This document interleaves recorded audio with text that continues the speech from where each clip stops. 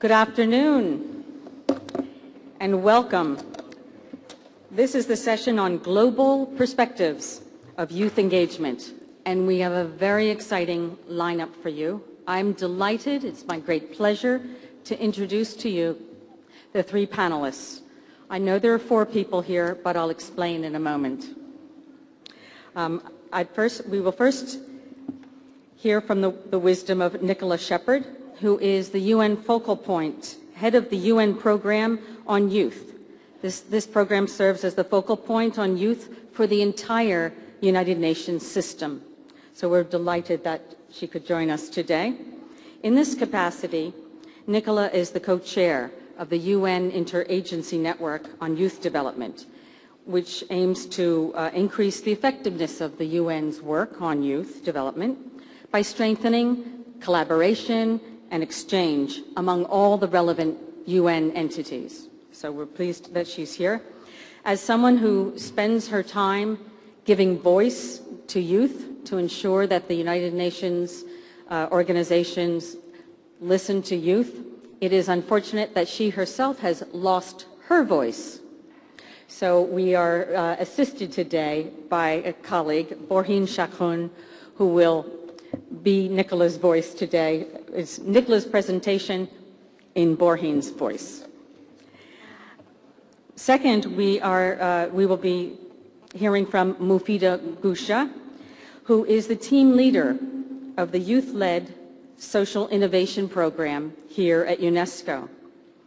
No stranger to UNESCO. Back in the mid-1990s, she was the principal special advisor for the Arab region to the UNESCO Director General. She served as a member of the Economic and Social Council of Tunisia and the Vice President of the National Union of Women of Tunisia. Today, she's the team leader of the youth-led social innovation program, which is in the social and human sciences sector of UNESCO, having joined in January of this year. And then thirdly, I'm delighted to introduce to you Miika Tomi. Miika is the global representative of the world's youth through the 7th UNESCO Youth Forum. So we are very privileged to have him here speaking on behalf of so many youth throughout the world and their participation in UNESCO's Youth Forum. He's the UNESCO Youth Delegate for Finland and has represented the Finnish civil society at the UN General Assembly. He does have a full-time job, I was surprised to hear after learning of all his different activities. He's currently employed as a parliamentary assistant to the Minister for European Affairs and Foreign Trade of Finland. So, an excellent panel today, and I would like to now turn it over to Nicola, otherwise voiced by Borhin. Nicola, go ahead, please.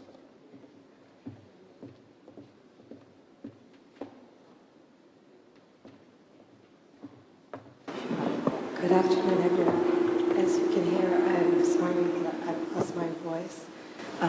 Just wanted to take the chance to say thank you so much for having me here as a speaker today. It's an honor to have been invited. So thank you to all of the organizers. As was said, in the United Nations, we have an interagency network on youth development. And in fact, it was first started with my office in New York and with UNESCO headquarters here in Paris. So we have an excellent example today of interagency collaboration because my colleague in our interagency network, Borhin, will make the presentation on my behalf, because that's about all I can say. Okay.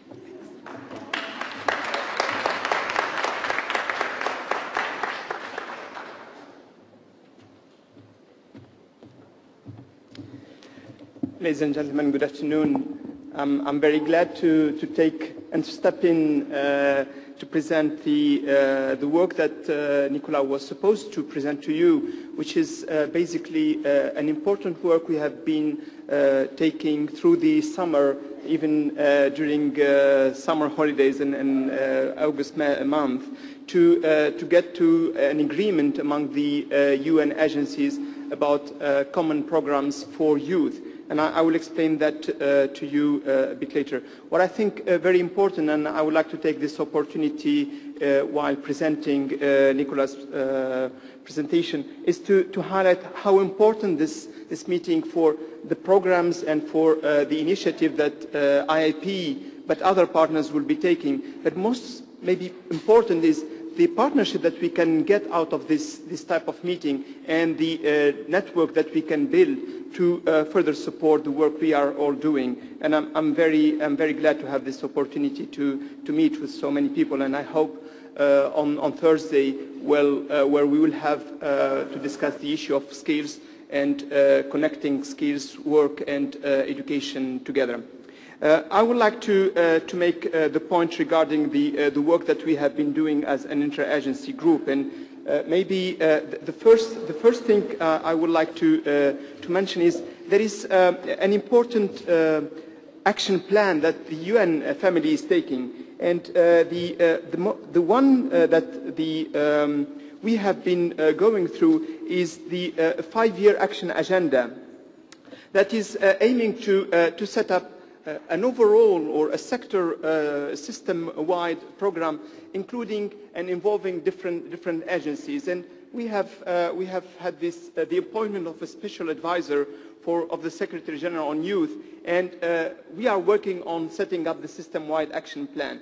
But before setting up the system-wide action plan, we have done an important survey of youth and trying to understand what is their perception and how they look at the issues and the challenges in terms of connecting education and learning skills and the world of work. So maybe to get back to the action plan and highlight what are the priority areas.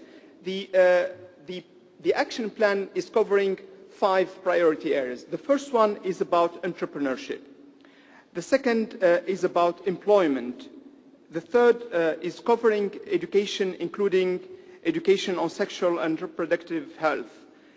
The fourth is about citizenship and protection of rights. And the fifth is about political inclusion. And as you can see, those areas have a lot of coverage with the themes that we will be discussing during the next 3 days together.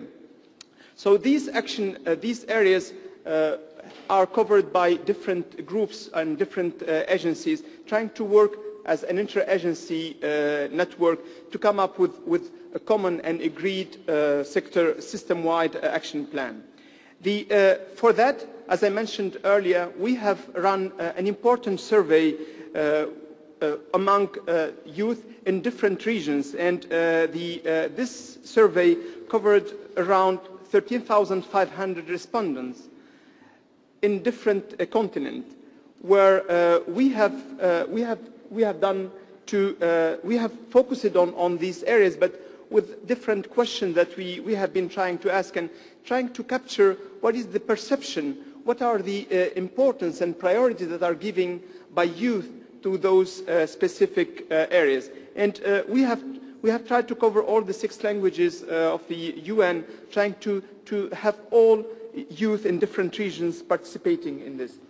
I would like to present to you the key outcomes of the survey that we have conducted, and Nicola was coordinating this work in New York. One of the most important questions that we have asked is about what are the most important challenges to youth and employment. And as you can see, one of the key issues that the youth are highlighting is the lack of job opportunity and employment. These are important challenges, and this is what youth are feeling hampering their engagement and their participation and their active participation.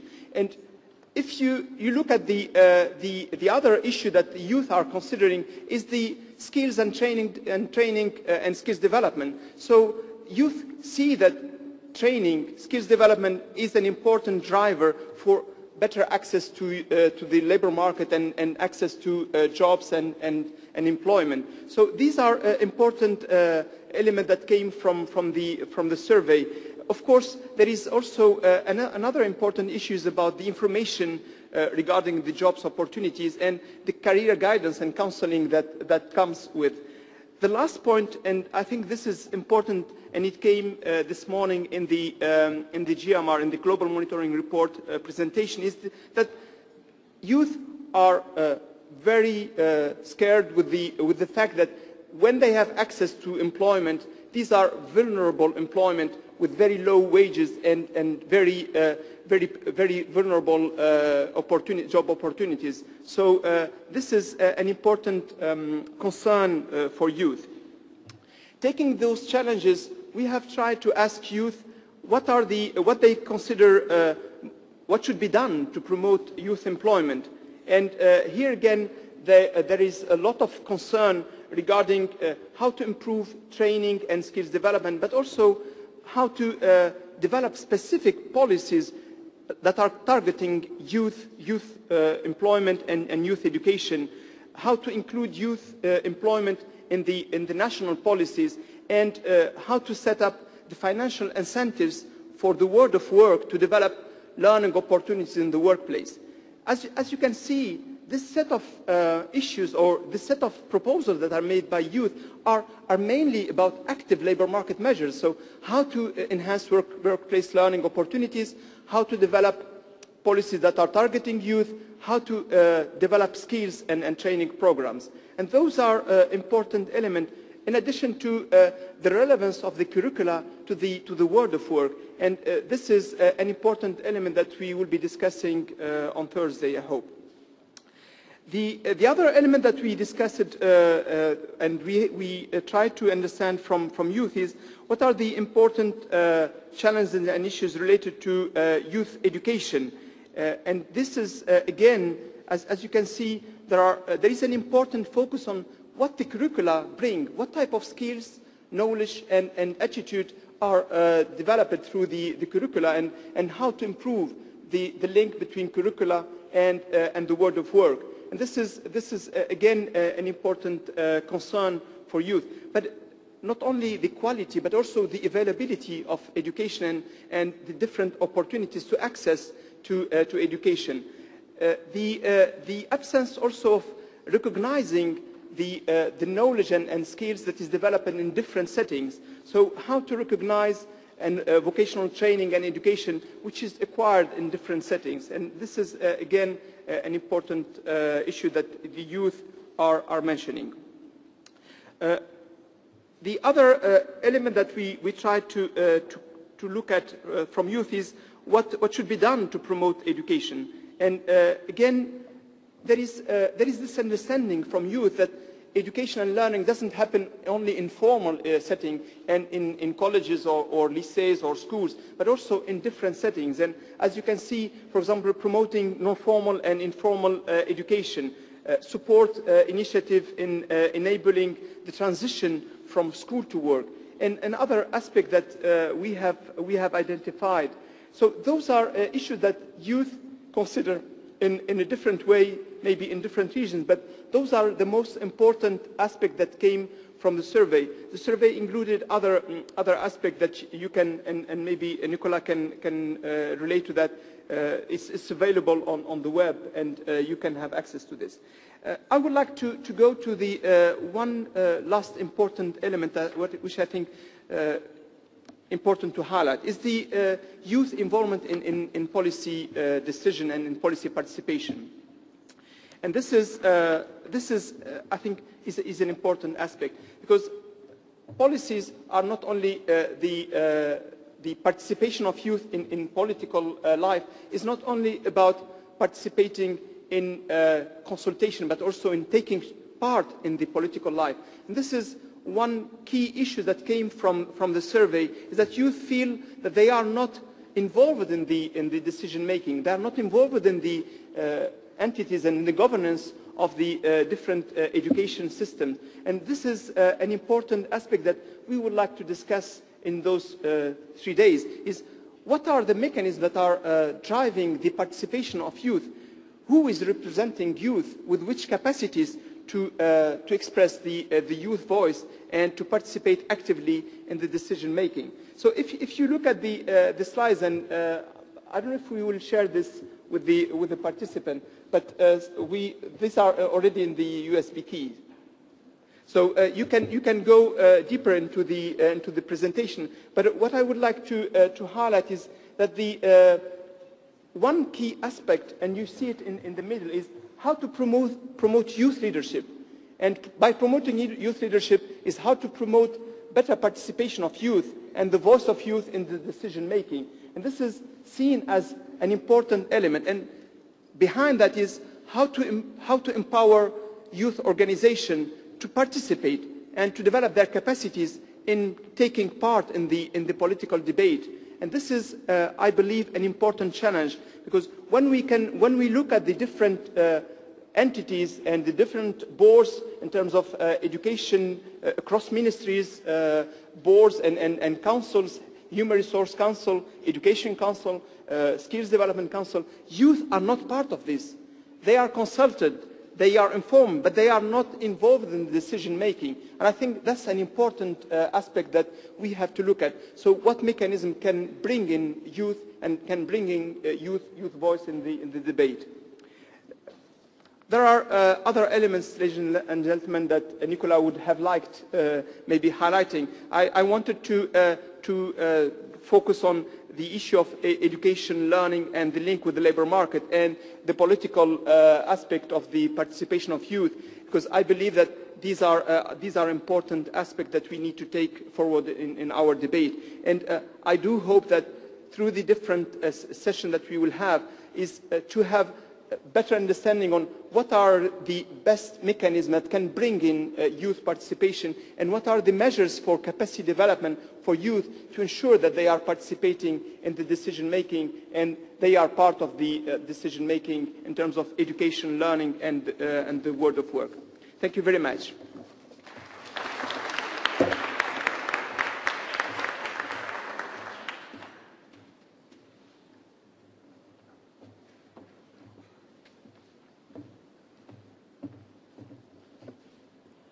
Alors, on va passer au français. Peut-être qu'il va falloir...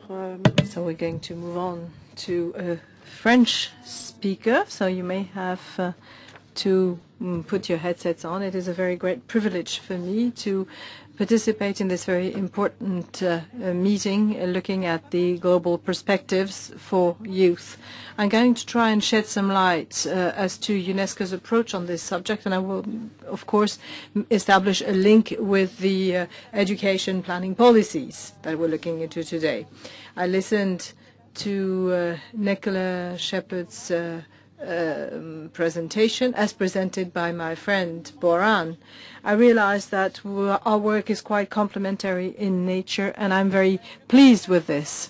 The initial assumption, of course, is that we forget about the initial approach, which is to look at youth as a mere target group, and we move on to something else. This is to a new paradigm in our UN philosophy, namely the fact that youth and young people are fully fledged partners. They are players for developing peace, and they are change makers. This was actually developed over the past 20 years on the basis of how young people get organized, and on the basis of the change in the way we perceive young people today. How do young people organize themselves today? I would like to share some results of our research with you today. Some analysis was made of this. We realized that the youth organize themselves in a much more horizontal than vertical or hierarchical manner. Traditionally, young people would either be involved in political parties or would have some religious participation. It was a kind of bipolar participation. Today, they have more flexible participation through the so-called supranational networks, which gives them more possibilities to be accountable, which helps them acquire skills so as to participate and cooperate with a number of social players. This horizontal structure of our 21st century organizations is also based on the development of new information technologies, with the social media in particular, which undoubtedly promote new types of exchanges with a multi-form type of network, so as to really share a relationship. So in other words, today we want to listen to the voice of the young people, but thanks to all of these networks, we have a better idea of how they think and what they think. So the good news of the day is that young people are more and more involved, and this, of course, does not exclude regional variations, but this goes hand in hand with 4 major developments. Here I mentioned the most important ones, the UN World Programme of Action for Youth in 1995. There was also some research in the early 2000s that really stresses the participatory concept. Then we had the World Development Report dating back to 2007, and finally the guide that was published in 2010. In other words, there were 4 major turning points that led us to the conclusion of our research on youth. Now, this recognition of youth taking center stage is really at the heart of our forum today. And with this forum, we really have the youth at the center of the discussion, so as to develop more educational possibilities and meet a number of challenges with regards to social transformation. So there is this forum organized by the IIEP, and we also had before that the 7th UNESCO Youth Forum that was organized in October 2010. And as the Director General said, 2011, and as the Director General said, we have now taken on board the recommendations that were formulated at the occasion of this 7th Youth Forum, and the 3 topics of today: civic engagement, conflict prevention and transformation, transition to the world of work, are those very themes that were discussed at the 7th UNESCO Youth Forum, which shows that there's major synergy between us. Now, one question: what can we do in cooperation with young people to make sure that educational planning meets the challenges of the formal and non-formal sector, so as to ensure a smooth transition to adult life? Now, as was said, and as we see here in those mottos, we have to listen to youth. The best way to meet their expectations, of course, is to listen to what they have to say, to understand them, to involve them in our discussion so that we all together build a project on the basis of their aspirations. Now, all of this should go along the efforts we are implementing to develop a knowledge base to inform our policies in this particular context. Now, Nicola Shepherd already told you about the results of the survey that was launched for the action plan survey for the action plan of the United Nations systems, and I hope that all of these answers will be taken into account during your work in this forum. Later on, Miika Tomi will certainly share with you some of the results from the voice of 211 young people who coming from quite a number of UNESCO member states. These recommendations should be the basis of our reflection on this topic, and we should not forget to also include what was produced by the international community, by civil society, and all the various protagonists working with us for young people. And we also have to take into account what young people themselves say through recommendations from the various meetings, for conferences, youth congresses organized worldwide.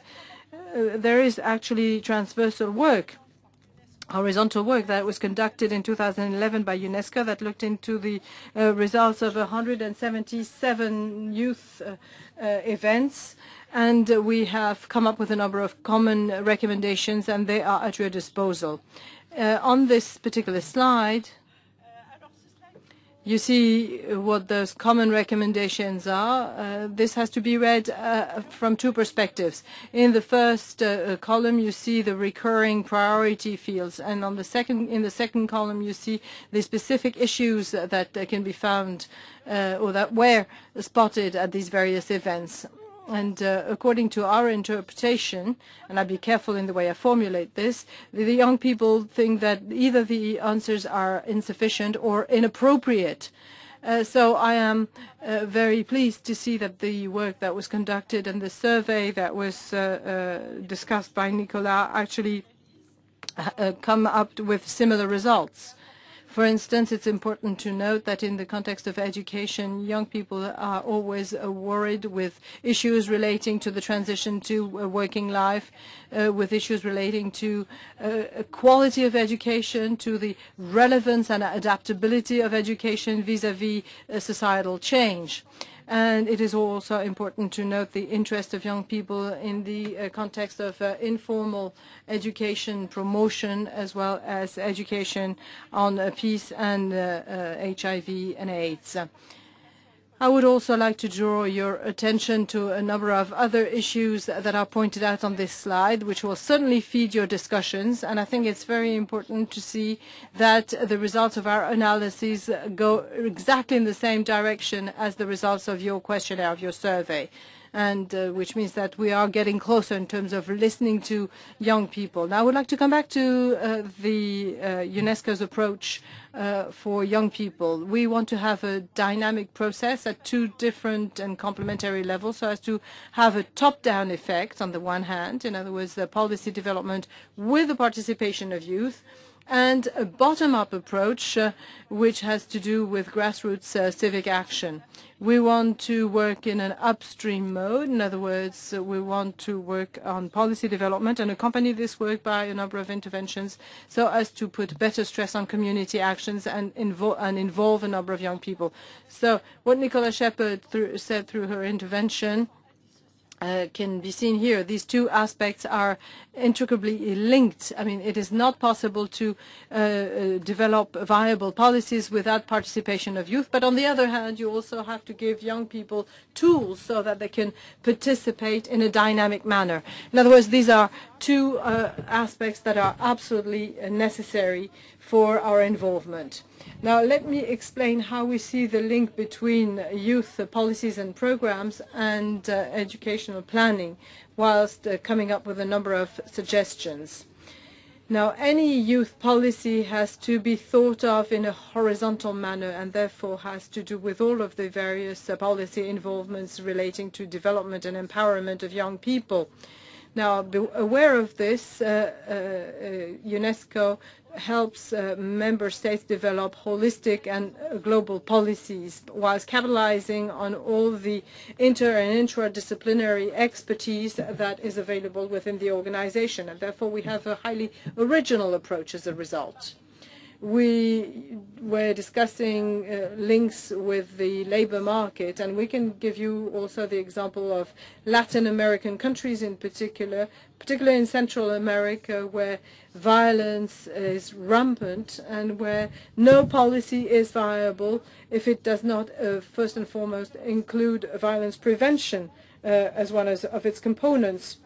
So those are concrete examples that should be taken into account. From this perspective, and given the transversal nature of education, educational policies should be developed hand in hand with youth policies so that the objectives of the ones would contribute to the realization and achievements of objectives of the others. In other words, the idea is that educational planning should go hand in hand with a youth policy, whilst taking into account all of the other sectoral policies affecting youth, so as to maximize investment, so as to avoid duplication, and same thing with regards to the implementation of outcomes and approaches. Now, we would like to see more countries taking this particular path, and this should be possible thanks to a strong commitment on the part of governments. There should be real advocacy work in this direction. Moreover, this approach then could have some impact on the other sectoral policies, like, for instance, cultural policies or health policies. Now, since still on this issue of national policies on youth, another important aspect has to do with youth participation. Here we see the national policies on youth in different regions of the world, in Europe and in North America, in Africa, in Latin America. When we say Africa, here we're talking about the member states of the African Union. As far as Latin America is concerned, and we have the Caribbeans, and for Asia, we also have Asia Pacific here, and the Arab states. Those are the members of the Arab League. In other words, some countries would be both in Africa and in the Arab states, but this still allows us to come up with a good result, which shows that we have the majority of these policies in Europe, followed by Africa, and we know that Africa is a priority for the international community. So this explains why in Africa we currently have a major effort underway. And the last one, unfortunately, is the Arab States region, which is the region which has the the smallest number of policies relating to youth. Now, unfortunately, there's a slide missing. But the national, no, it's come up now. About national youth councils per region, we get exactly the same result as on the previous slide. We have Europe first, then Africa, followed by Asia, and then Latin America and the Arab states. Here we have a comparison, and you see that where we have national youth councils, we have a national youth policy, and vice versa, which explains that really these two are two aspects that really go hand in hand, and they feed one another. And this allows us in particular to be able to listen to the youth.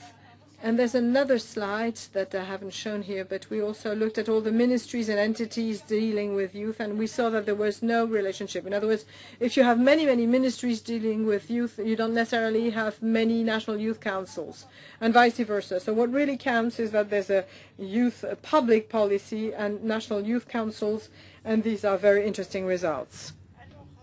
Je passe concernant l'aspect lié à l'engagement. Now, as to grassroots action at the community level and citizen action, we have to take into consideration three aspects of that question.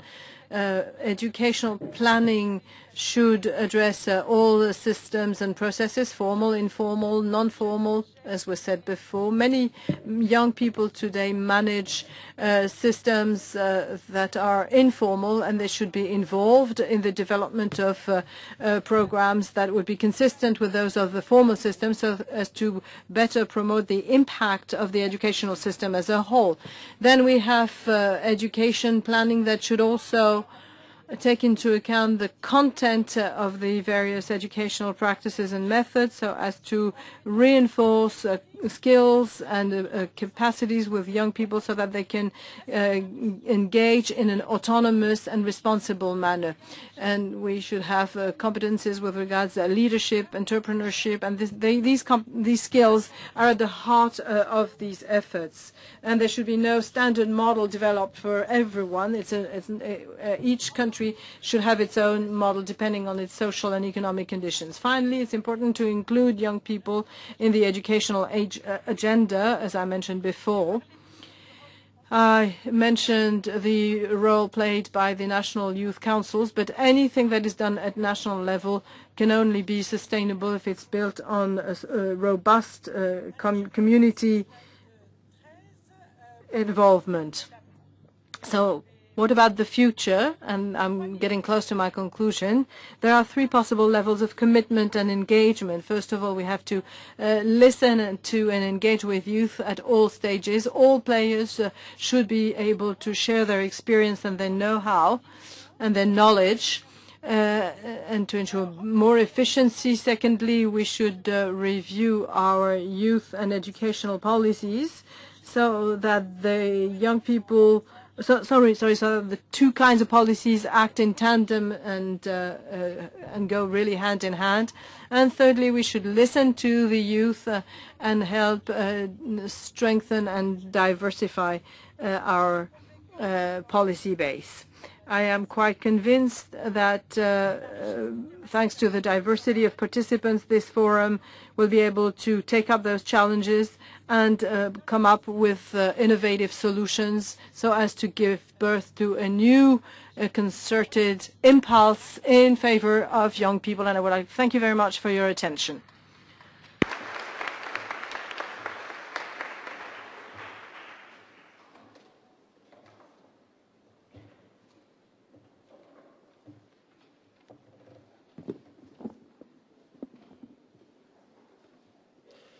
Distinguished ministers, dear ladies and gentlemen, can you go back a little bit? I have to admit that it is only very recently that I have understood the true essence of UNESCO as an educational organization. Even the youth speakers are a subject of continuous learning. I was speaking in Shanghai last May, and I was given 15 minutes to present a solution for global youth unemployment. Today, I'm given 7 to 8 minutes, but hey, my task is only to present the aspiration of the world's youth. Next time, I'll assume that I'll be speaking and I have 4 minutes to present the entire human history.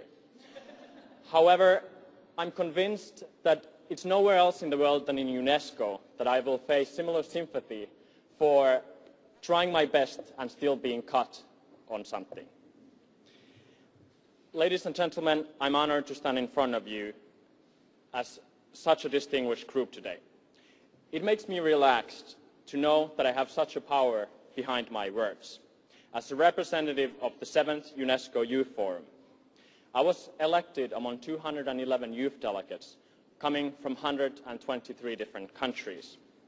The final recommendations of the forum are the most representative document on the aspirations of the world that exist in the world today, and they can be found on the internet. I have understood correctly if I say that we are here to discuss the youth. We've heard a lot of talk about listening to the youth and so on. So therefore I dare to say a few words of what the youth of the world actually think themselves. My message to you today is clear. There are 3 measures that we need to take in order to truly engage youth in educational planning.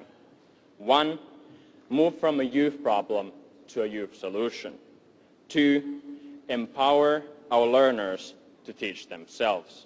And 3, being ici en France, to use the ICI method. What do I mean when I speak about the youth problem? I'm talking about the feeling that every young people gets when they read the newspaper or open TV. Youth are seen as a major problem by their governments. Take unemployment or social disorder, for example. Governments today are afraid because they have a problem with their youth. Our vision of youth is obviously translated into how we educate, how we listen, and how we seek to employ young people. This passive image of our learners is problematic because, according to studies, it also has an effect on people's performance. In one study, just the mere fact that African American students in the US were asked to identify their race before of a GRE exam resulted that their results were only half of those of the control group that didn't. In another study, the students were asked to imagine being a professor before answering questions, when the other group associated themselves of being a football hooligan, and the difference in results was significant. How we are seen affects us unconsciously and has significant consequences. This is why we are determined to ensure that youth is included as one of UNESCO's global priorities. UNESCO can only fulfill its mandate if it works with the youth, not for the youth, but with the youth.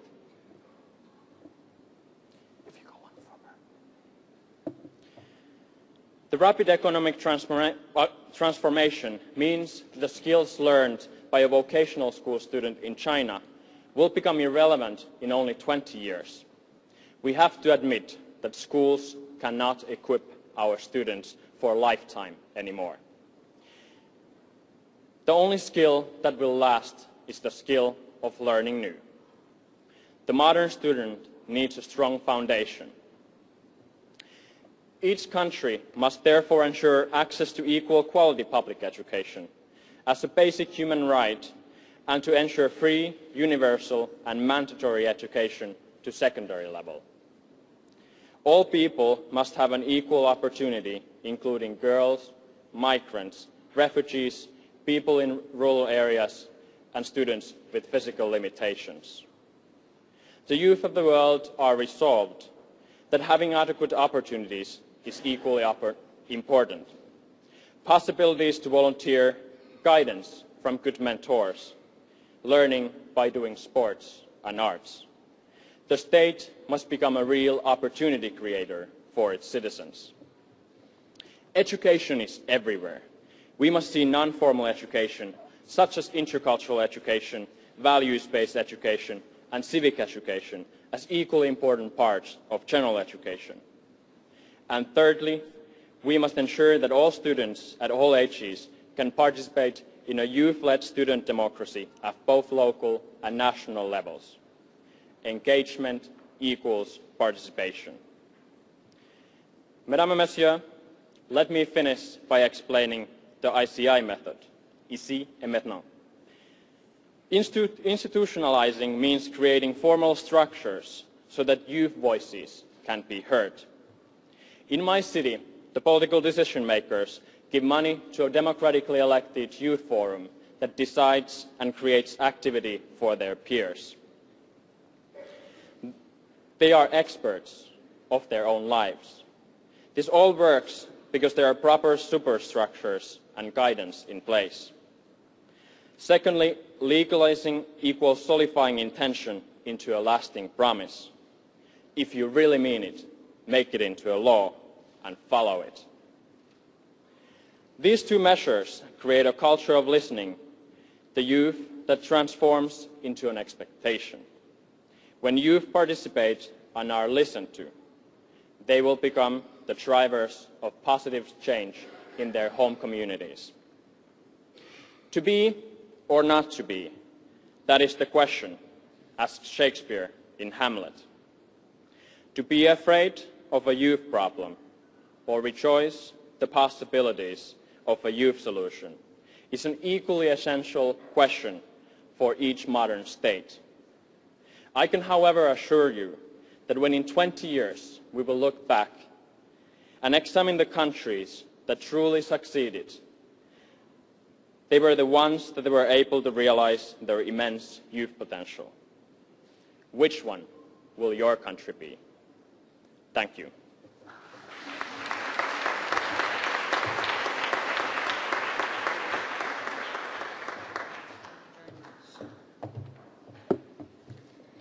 Thank you.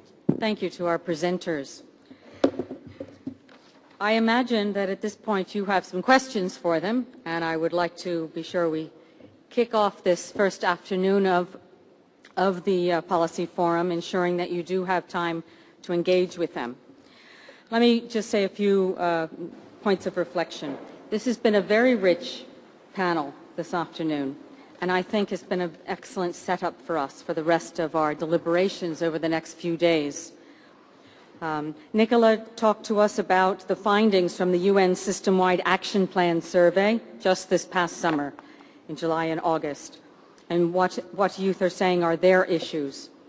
Moufida went on to talk to us about frameworks for thinking about education policy and planning, and thinking about a framework for thinking about moving from grassroots and the complementarity of those two approaches. And then Miika gave us a big challenge. And I think in his articulation of the 3 points, moving from youth as problem to youth as a solution, asking youth how they can educate themselves, and reframing his understanding of the appropriate role of government, and then ending with the EC method. So I think there's great richness here, and I imagine you would like to now engage in some exchange with our speakers. So I'd like to open it up for questions.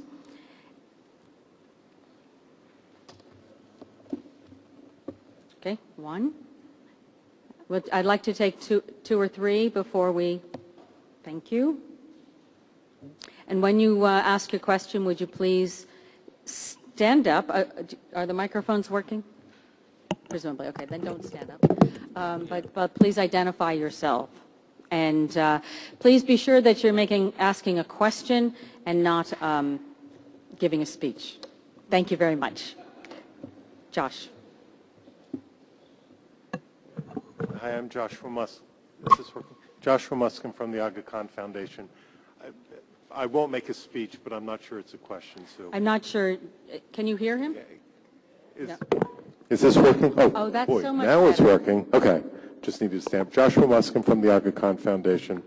All the presentations were interesting. I'm wondering how we can turn this on our head, and I think Miika gave a good start at it. We kept talking about how do we make sure that we're listening to the youth, and what I picked out of what Miika was saying, how do we get the youth to listen to us? And rather than taking this notion of some monolithic youth out there that has one opinion that can tell us what to do, I really appreciated the example from Finland where the government gives the money down and says, you do it. And that doesn't just mean one group do it, I imagine, but different youth with different priorities. How do we turn this on its head so that we're finding heterogeneity rather than homogeneity? Thank you. Thank you. Gentleman here. Hi, Arambara from Mexico. We've had several experiences with attempting to make into law or attempting to, in the words of Miika, putting into structure youth participation. My question is, how do you resolve, the proposal of making a transversal, cross-cutting youth policy as suggested by Ms. Goucha, and making it into law?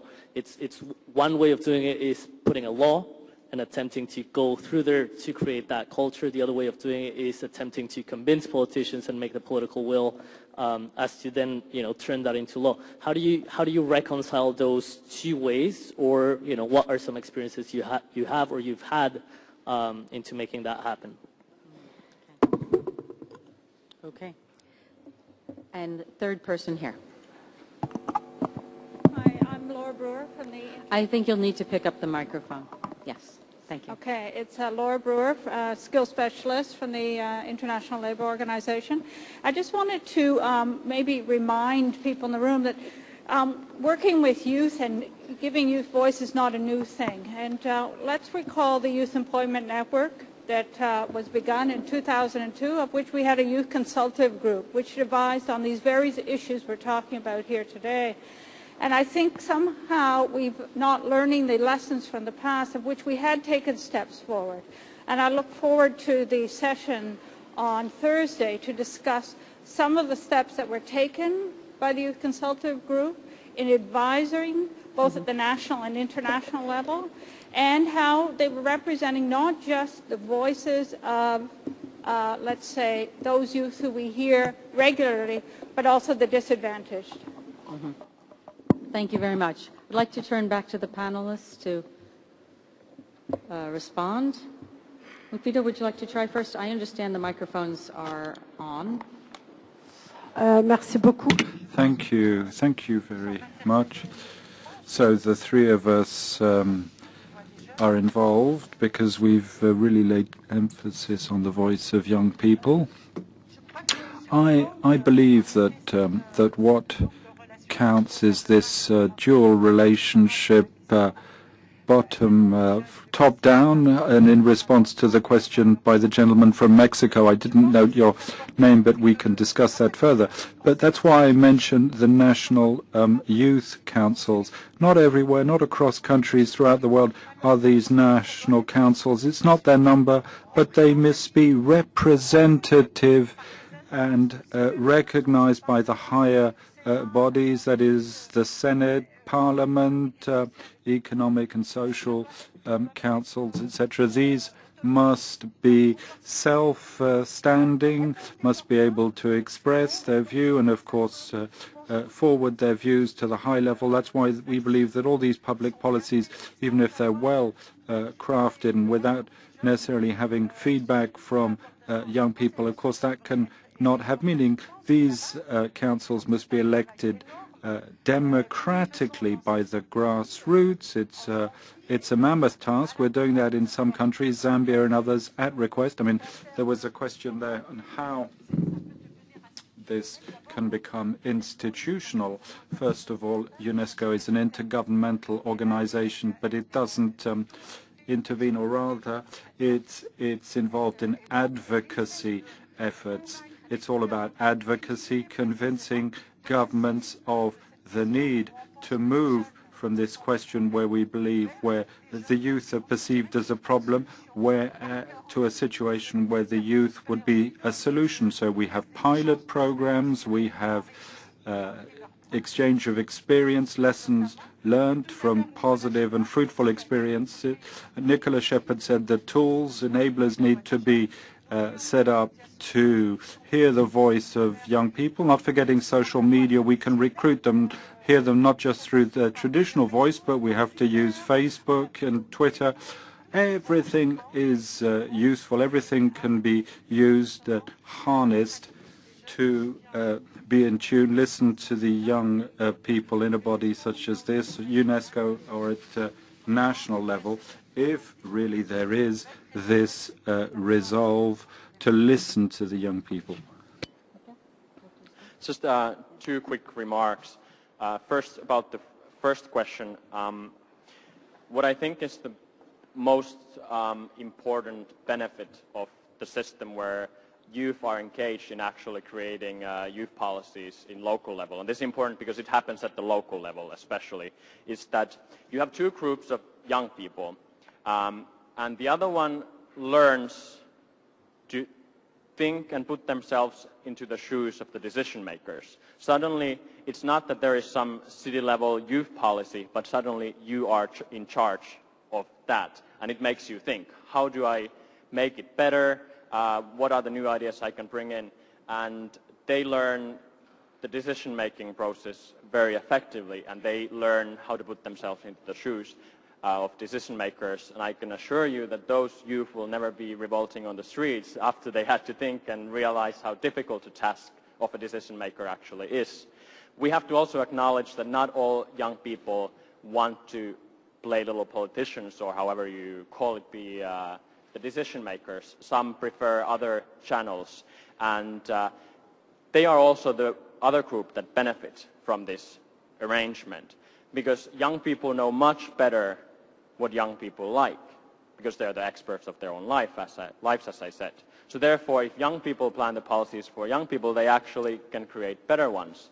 So when it comes to youth events organized by young themselves, they are most likely to be better. So everybody gains. The decision makers, older ones, are happy because youth are happy as well. We have a youth solution. And then regarding the second question, it's not necessarily that the law has to be contradictory to what a policy coherence is. How it works in Finland, there's actually into a law that on local level and in national level, the youth must be listened to on all questions concerning the youth. And this is clear. So you're breaking the law unless you listen to the youth. So this is then put into all the local levels. So for example, how I started my career, and probably the reason why I'm here today, at the age of 15, I was at the city council as a youth representative and different commissions that exist in my city. And today I am actually the vice chair of education in the same committee that I started as a youth representative.